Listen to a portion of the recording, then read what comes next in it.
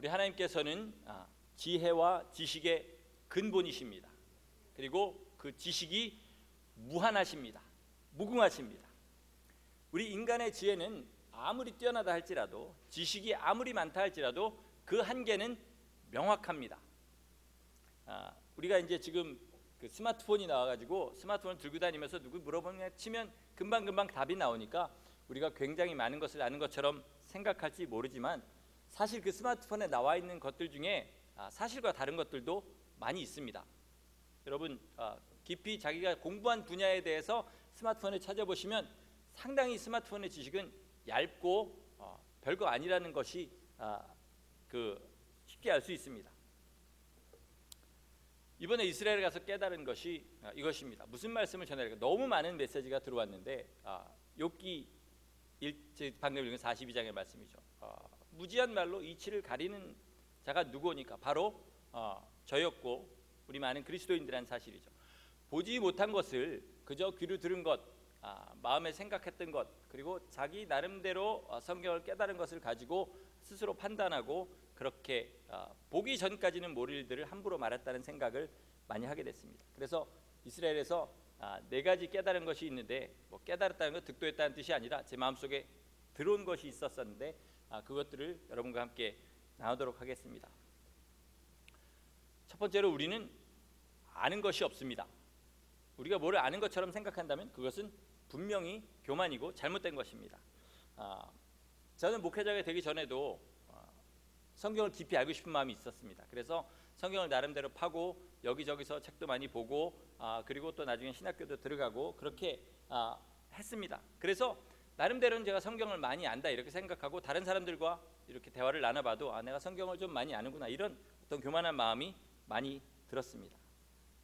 근데 이스라엘에 가서 보니까 내가 아는 것은 극히 일부일 뿐이고 그 일부조차도 어떤 편향된 지식에 불과한 것이었다는 사실을 깨달았습니다. 구약 성경의 말씀들이 거기에서 계속 이루어지고 있습니다.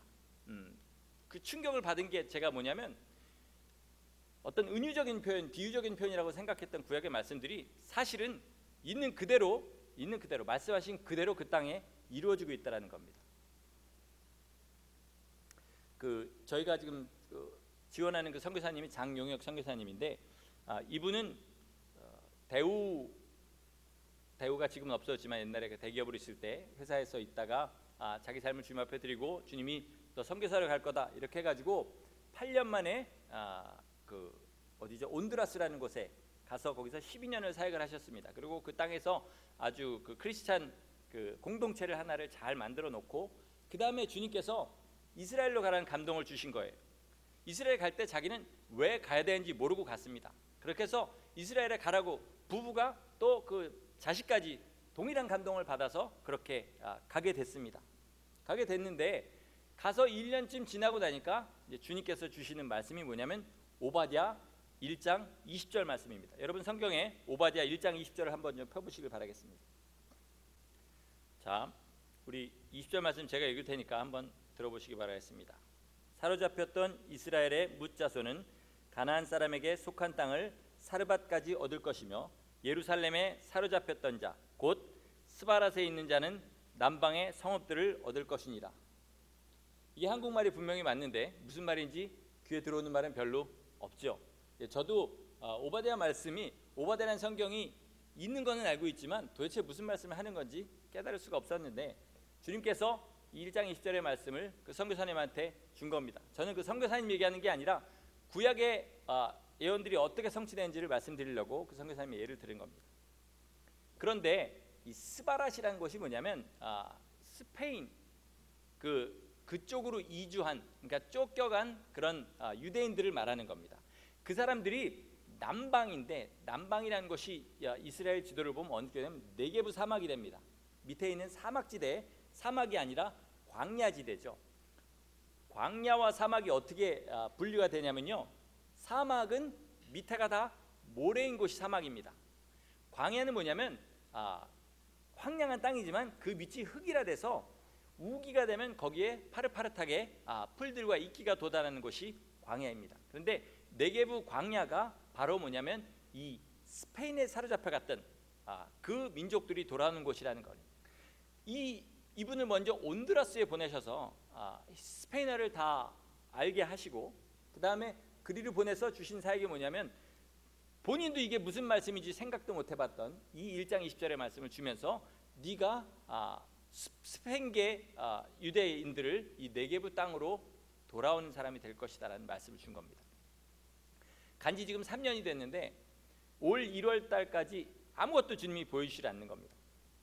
아무것도 주님이 보여주지 않고 1월 18일에 주이시 에이전시하고 이제 마지막 만나가지고 너 이 네게부 땅에 그 스바라 그 사람들을 이쪽으로 데려온 일은 하기 어려울 것 같으니까 이런 일을 해다오. 그리고 주이시 에이전시가 이제 부탁을 하려고 1월 18일에 만나는데 주님께서 주시는 말씀은 절대로 타협하지 말아라 이 말씀만 주시는 거예요.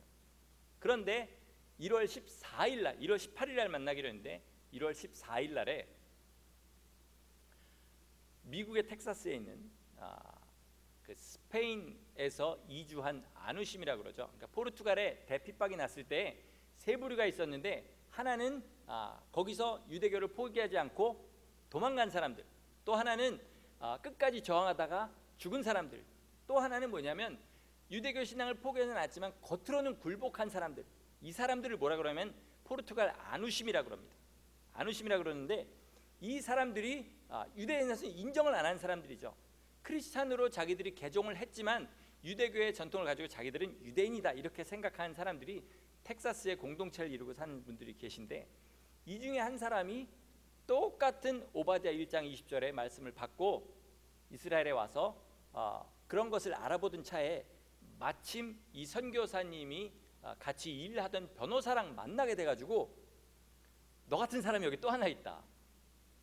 너 같은 사람이 또 하나 있다. 그 사람 표현들은 이제 너 같은 미친 사람이 여기 또 하나 있는데 한번 만나러 와. 그래서 만나게 되어서 실제적으로 지금 그분들이 여러 가지 계획을 가지고 같이 일을 시작하게 되었다는 겁니다. 근데 안우심은 유대인들은 절대로 받아주질 않습니다. 왜냐하면 우리나라 말로 하면 매국노 같은 그런 사람들이기 때문에 유대 신앙을 팔아먹고 배신한 사람들이라 이렇게 생각하기 때문에 받아주지 않음에도 불구하고 하나님께서 하시는 일이기 때문에 분명히 될 것이라고 믿고 이제 조금 있으면 그분들이 다시 와서 이스라엘 정부에 땅을 신청하고 그 네게브 사막 광야 땅에다가 이제 그 집을 짓는 일을 시작하려고 그렇게 기도를 하고 있습니다. 우리가 오바댜 1장 20절을 읽으면서 누가 이런 일을 생각하겠습니까? 그죠? 미국에서 또는 한국에서 교회에서 그저 성경을 묵상하면서 구약 성경을 이렇게 풀어가면서 그렇게 하는 분들이 어떻게 이 일이 실제적으로 이렇게 일어날 일이라고 생각을 하겠냐는 거죠.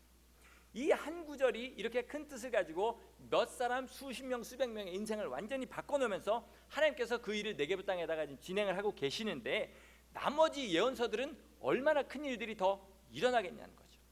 그런데 그럼에도 불구하고 사람들은 한 가지를 알게 되면 100가지 교만이 들어가서 주님께서 오히려 알면 알수록 쓰실 수 없는 사람이 된다는 사실을 거기서 깨달았다는 겁니다.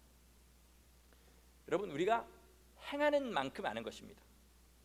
여러분, 성경에서 여러분 안다고 생각하시는 것은 내 삶에서 실제로 행하는 만큼이 아는 것입니다. 그리고 오늘 욥이 고백한 대로 눈으로 보는 것만큼이 아는 것입니다. 내가 귀로만 그동안 들었더니 이제 살아계신 하나님을 눈으로 배움나이다 말하는 것처럼 욥이 얼마나 그 친구들과 변론할 때 아는 것이 얼마나 많았습니까? 그런데 주님께서 나타나셔서 네가 이것을 아느냐 이것을 아느냐 쫙 말할 때 욥이 머리에 띵 하고 맞은 것이 있는 거죠. 나는 아무것도 몰랐구나.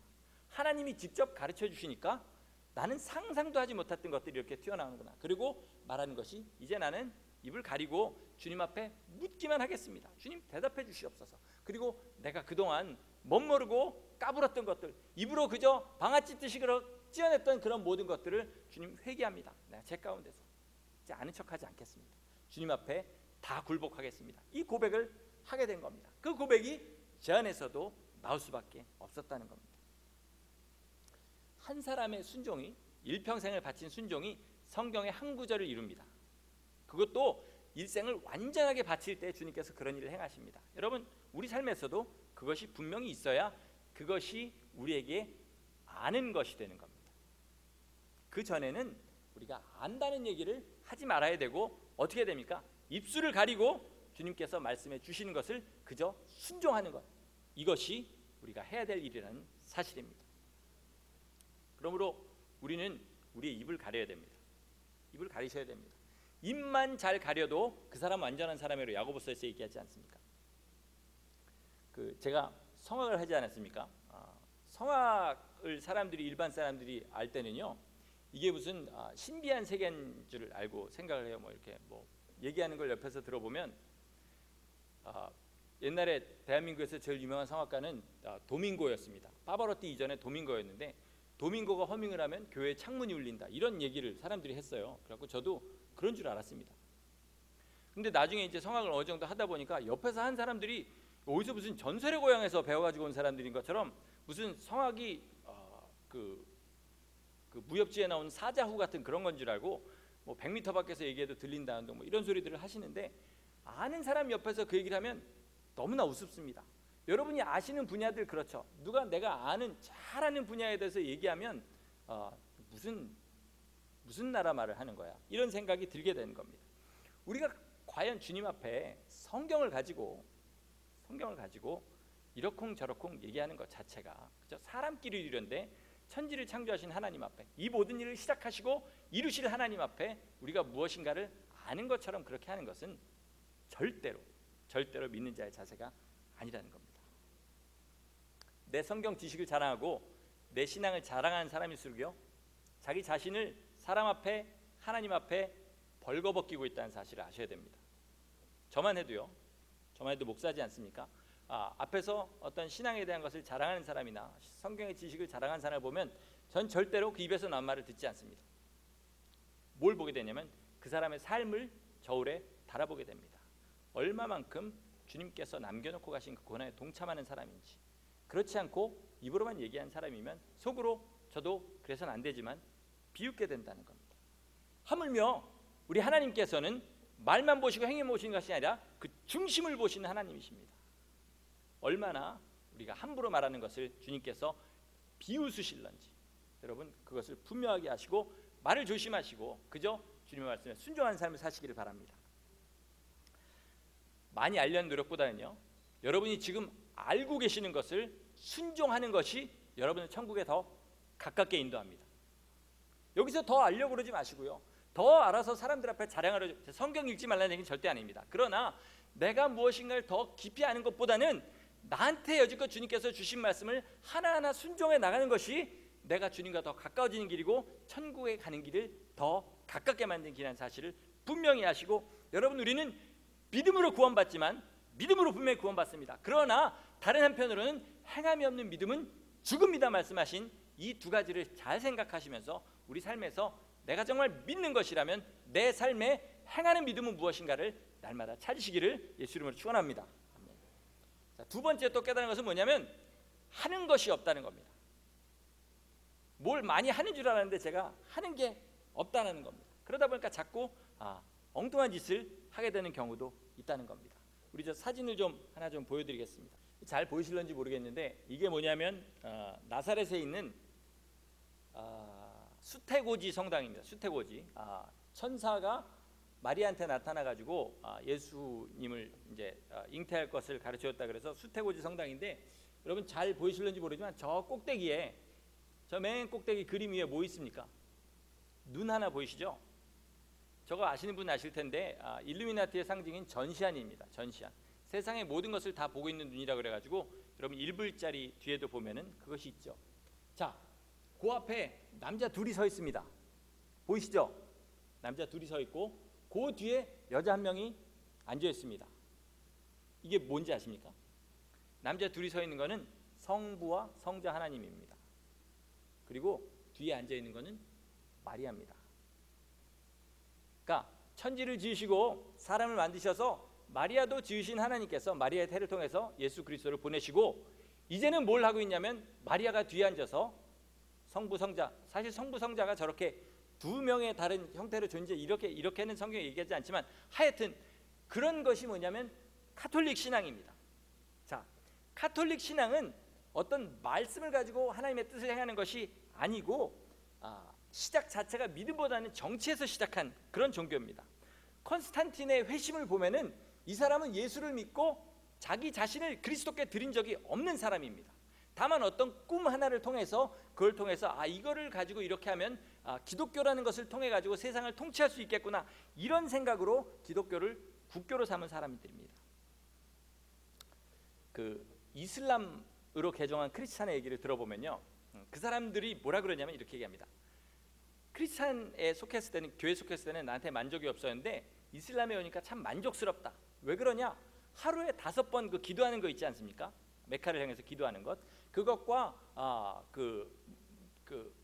그러니까 모스크, 그 자기네 회당에 나가가지고 그렇게 하는 것들이 너무 어떤 내가 뭔가 종교 생활을 하는 것 같은 만족감을 준다, 이렇게 얘기합니다.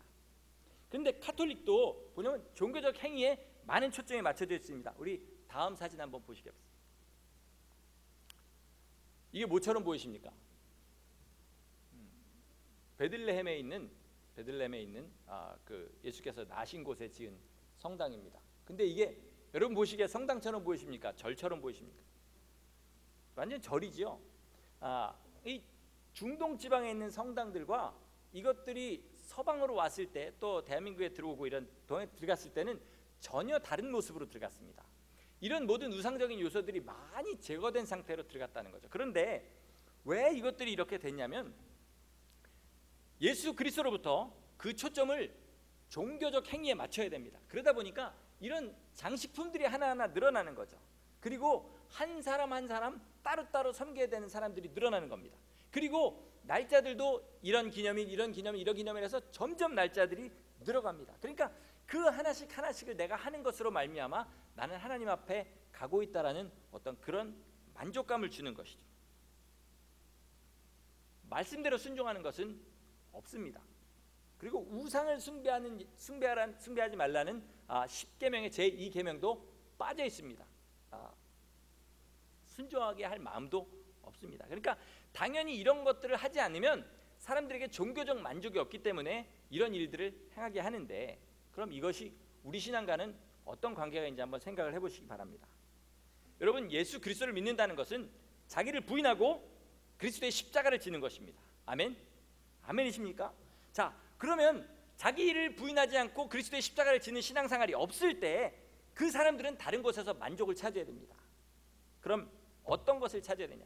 자기들이 특별히 나는 거듭났다, 믿음이 있다 생각할수록 자신이 믿음으로 살지 못하는 것을 어떤 영적인 신비한 것으로 끌어당겨가지고 거기서 만족을 찾으려고 그러는 겁니다. 우리 기름 부음이 있는 찬양, 기름 부음이 있는 설교, 기름 부음이 있는 예배, 이런 말 많이 쓰지 않습니까? 실제로 기름 부음이라는 것은 주의 성령께서 역사하사 하나님이 받으실 만한 찬양, 하나님의 영광이 우리 심령 가운데 드러난 찬양을 얘기하는 것이고, 기름 부음이 있는 설교, 기름 부음이 있는 예배 다 마찬가지입니다. 그런데 그 의미가 변해버려가지고 사람들의 감정을 자극하고 그 안에 있는 것은 어떤 영적이라고 믿는 사람들의 행위적인 보캐뷸러리가 있습니다. 예를 들면 부르르 떤다든지 또는 어떤 아주 감동적인 표정을 지으면서 눈물을 흘린다든지, 이게 나쁘다는 것이 아니라 그 중에 진짜가 있고 가짜가 있다는 겁니다. 그 행위 자체를 찾아가는 사람이 있고, 그리고 정말로 예수 그리스도를 찾아 헤매다가 주님이 만나주신 순간의 감동으로 말미암아 그런 것이 나온 사람이 있다는 거죠. 이것의 구별법도 똑같습니다. 그 삶을 저울에 달아보는 겁니다. 예수 그리스도께서 하신 말씀대로 사는지, 그 삶의 십자가를 지는 것이 있는지, 그리고 주님께서 정말 그 삶 가운데서 나타나고 계시는지, 이것을 보는 것입니다. 여러분, 우리가 성경을 읽고 기도하고 새벽 기도하고 교회 나서 봉사하는 것은요, 그것은 예수 그리스도를 나타내는 삶이 아닙니다. 우리가 예수 그리스도를 나타내려고 살다 보면 당연하게 성경도 읽게 되고 기도도 하게 되고 그리고 예배도 하게 되고 그저 부수적으로 자연스럽게 딸려오는 것이 되고, 그 삶 자체가 그 가족을 향하여, 그 직장 동료들을 향하여, 그리고 세상의 모든 사람들을 향하여 변화하고 예수 그리스도께서 산상수훈에서 하신 그런 모든 말씀들, 주님께서 남겨놓고 가신 그 삶들을 살게 되는 것이죠. 그러려다 보니까 기도하지 않으면 불가능하고 성경 읽지 않으면 예수 그리스도가 누군지 모르니까 읽게 되고, 그리고 교회가 서야 되니까 교회 나와서 죽을 힘 다해 봉사하는 겁니다. 그렇지 않고 그것이 목적이 된다 그러면 그 사람들은 결국은 어떻게 되냐면 삶에 저런 모양처럼 그렇게밖에는 되지 않는 신앙생활을 하게 된다는 겁니다.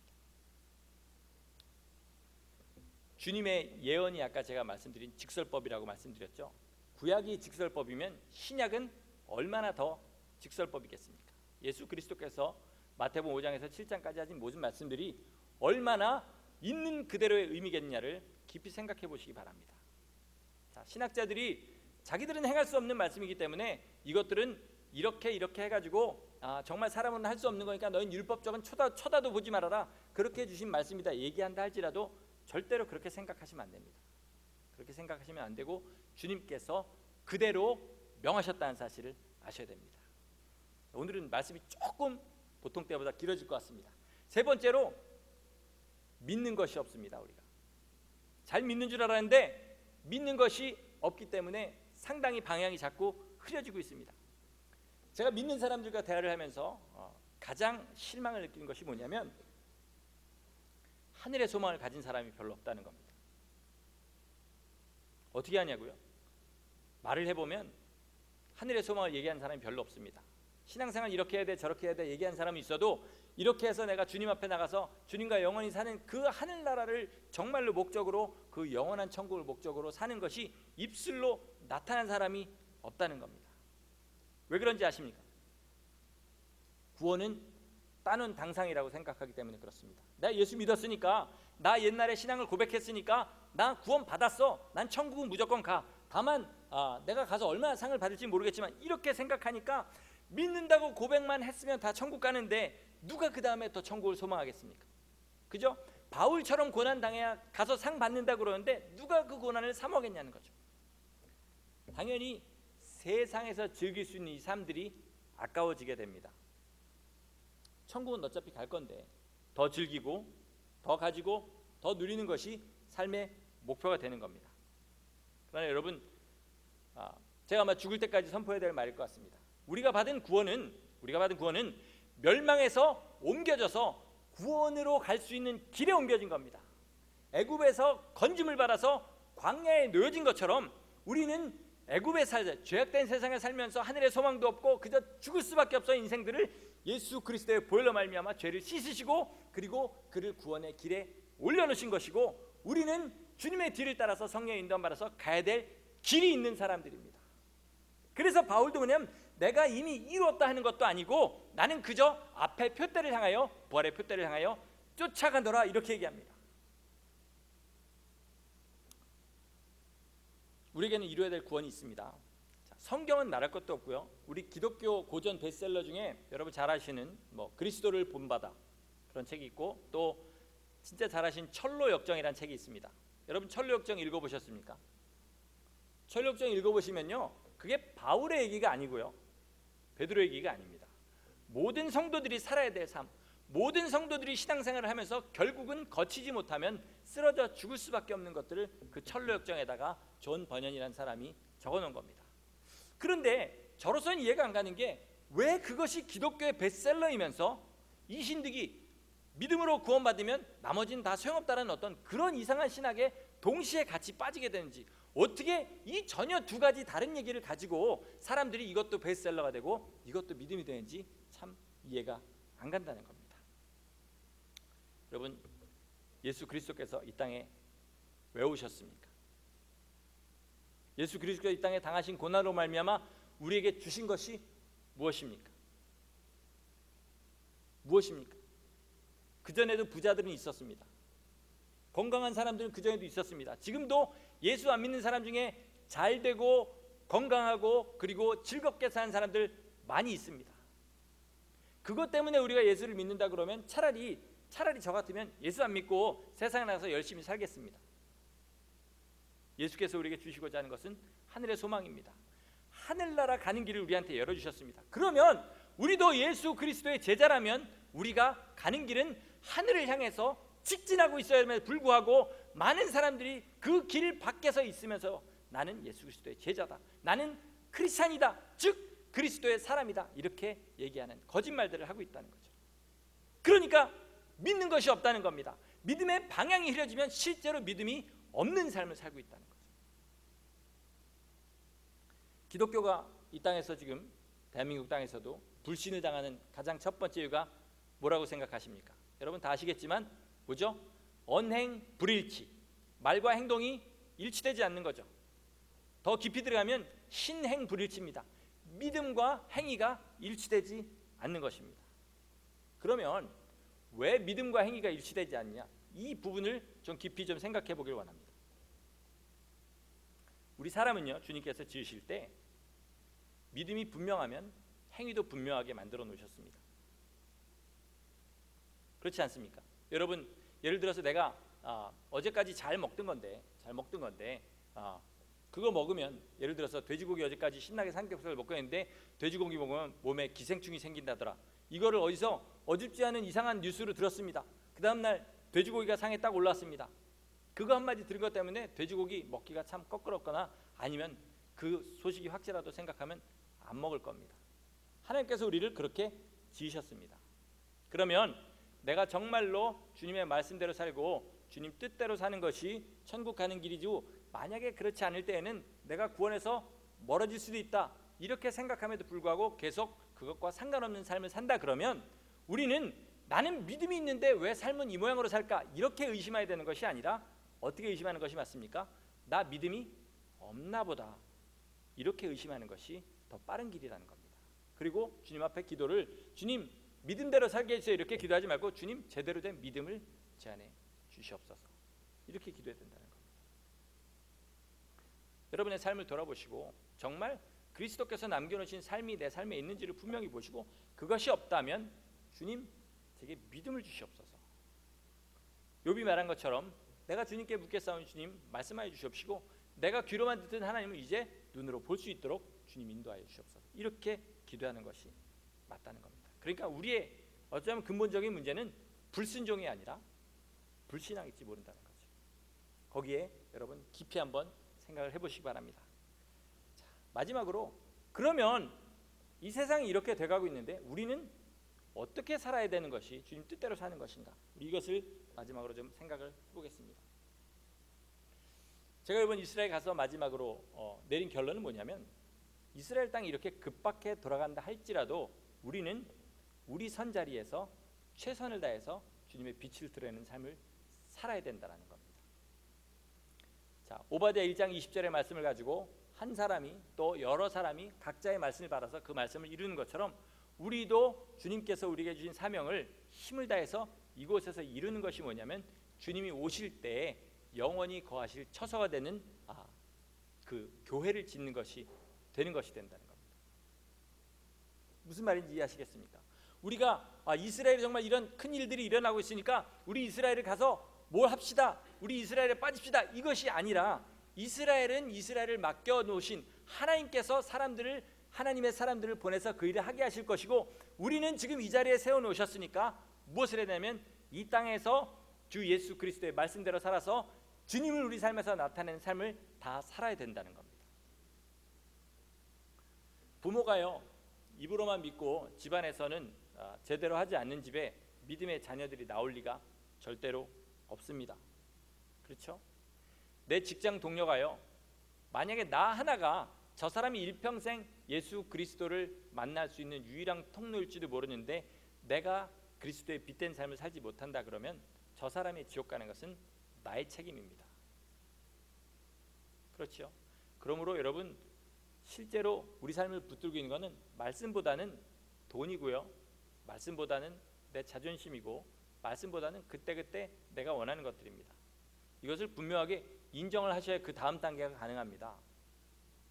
자꾸 남이 하는 것은 죄고 내가 하는 것은 내가 어떤 삶을 살았는지 알지도 못하면서 나한테 그런 소리 하는 것은 웃기는 일이지, 이렇게 생각하시면 안 되고요. 항상 말씀드리지만 목회자가 가는 천국에 성도들도 가는 겁니다. 목회자라서 더 따로 상을 받는 것이 아니고 성도들이라서 덜한 사랑을 받는 것이 아니라 각자 자기가 처한 처소에서 각자 주어진 사역을 감당할 때 그것을 가지고 주님 앞에 나가는 겁니다. 우리가 모였을 때는 이렇게 같이 예배하고 주님을 높이고 서로 사랑을 나누지만 이것보다 더 중요한 것은 각자의 삶에서 주님께서 맡겨주신 일을 하는 겁니다.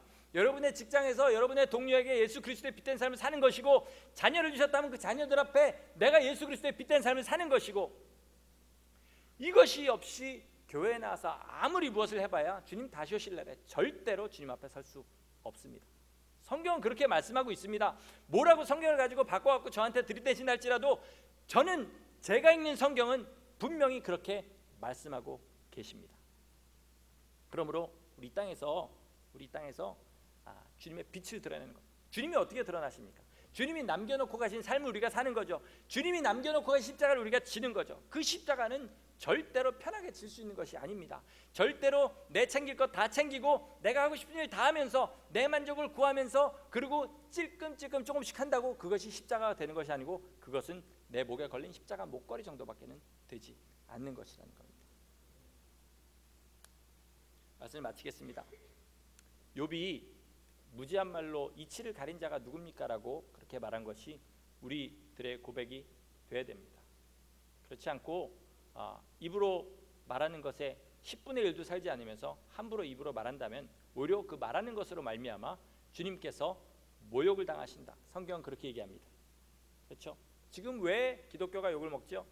사람들이 입으로는 주님을 말하고 입으로는 천국을 말하고 그런데 그 모든 목표는 다 땅에 있고 그리고 주님의 영광보다는 자기 영광을 구하니까 불신자들이 볼 때는 앞뒤가 맞지 않기 때문에 욕을 먹습니다. 그러므로 여러분의 눈높이는 이렇게 있고 행위는 이렇게 있다 그러면 뭘 먼저 낮추셔야 되겠습니까? 눈높이를 낮추시고요. 안다소리 하지 마시고요. 그리고 어디 가서 말을 하기보다는 가서 그래서 왜 박보영 목사님이 자기 성도들한테 은혜 받았다고 펄쩍펄쩍 드리면 뭐부터 시킨다 그랬죠? 화장실 청소부터 시킨다 그러지 않습니까? 이유가 있습니다. 일단 저기 설교 끝나면 제가 화장실에서 몇 분이나 계신지 한번 보겠습니다. 제일 낮은 곳에서 말하지 말거나 드러내지 말고 섬기라는 겁니다. 집에서도 자녀들한테 입으로 이렇게 해라 저렇게 해라 하지 말고 말씀대로 살으라는 겁니다. 자녀들한테 말씀대로 그렇게 살으라는 겁니다. 직장에서도 가가지고 사람들한테 입으로 전도하는 것보다 나는 분명히 예수 그리스도를 믿는 사람으로 세상 사람들과는 다른 삶을 살고 있다는 것을 분명하게 보여주라는 겁니다. 그러면 말로 100마디 하는 것보다 그렇게 해서 몇 개월이 지나고 1년이 지나면 사람들이 내게로 온다는 사실을, 그래서 내가 그리스도의 통로가 된다는 사실을 분명히 아시고, 여러분 세상은 이렇게 급박하게 돌아간다 할지라도 우리는 오늘 주님께서 우리에게 주신 일을 충실히 행하고 가장 낮은 곳에서 주님을 기다리면 높은 곳에서 오신 주심을, 이 땅의 낮은 것을 통하여 그곳에 앉으신 주님을 반드시 만날 수 있는 그런 일들이 우리 가운데 일어나게 될 겁니다. 정말 이 소망을 가지시고 예수 이름으로 승리하시고 그리스도의 빛된 삶을 사시기를 예수 이름으로 간절히 축원합니다.